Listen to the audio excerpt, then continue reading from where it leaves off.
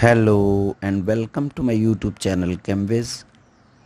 In this video we are going to learn enantioselective synthesis of amino acids using 4-isopropyl oxazolidine 2-one.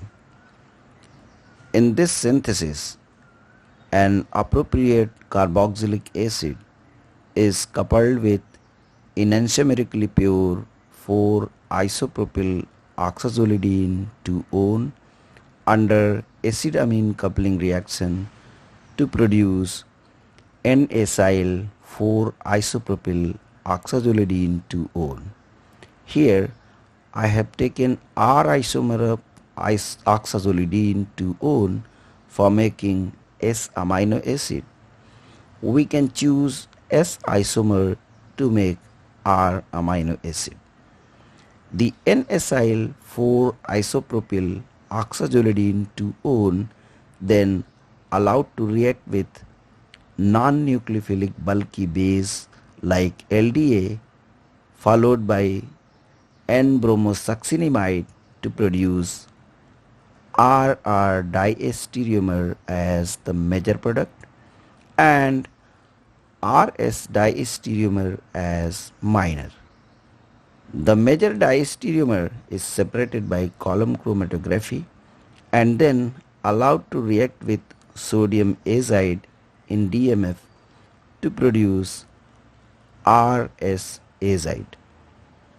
We can see here that there is inversion in configuration in this step as the displacement of bromo by azide is an SN2 process. The product then hydrolyzed to produce S-azidocarboxylic acid, which after reduction with hydrogen and palladium produces S-alpha-amino acid.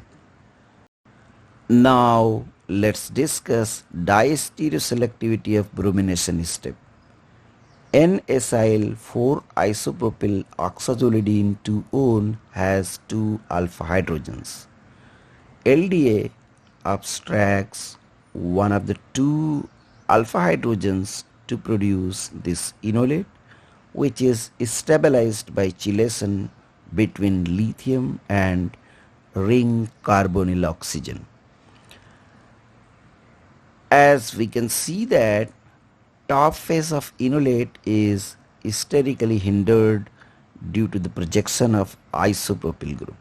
So NBS attacks preferably from bottom face like this to produce RR diastereomer as the major product. That's all in this video. Please subscribe my channel and press the bell icon if you like this video. Thank you very much for watching this video.